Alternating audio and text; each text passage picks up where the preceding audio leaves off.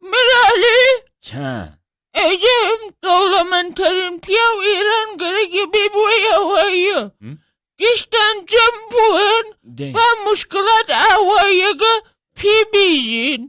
پی بیجین یا گوشت بیجین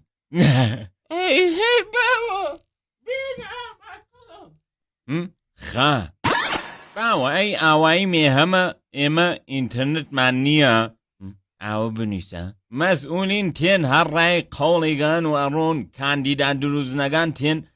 فقط وقت مانورن او چای و نانوا ای خوین لمالا نبوینا کفتن خزای هچی بونگادا کلاوباز کفی باز سردن خاصه بسه وضعیت کشاورزی دان چونه افتضاح هر آفت ای خواد آفت سپیون رشکو سینوچ تنجه آها ایچه تو از این چاکایی بچو داروخانه گیاه پزشکی کشت و صنعت مائده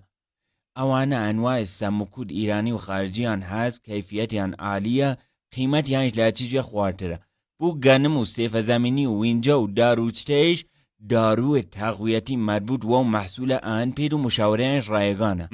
هن کیه؟ و مدیریت اکبر ساعدی ای مشکل جاوی می همه چه؟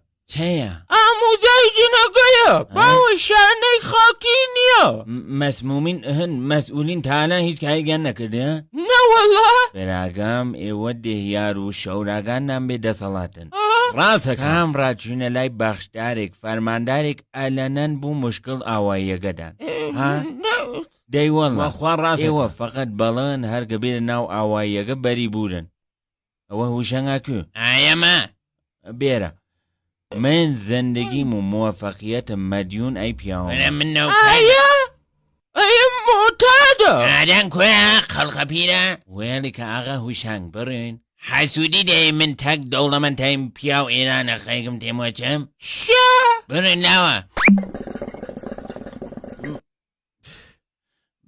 بس هوشنگ بابرون بگیم آوائی پرپیشه شام بیسا نه بابرون ناو دارو خانه گیاه پزشکی اگه چای کشت و صنعت مائده آها ایم چسب بیتر نامه خویا بود قشنگ میزاند کرد پرپیشه دوره ها نه ریزه بپیم حال یخم حال یخی باوش که بوی نه کره آها ای خوی ها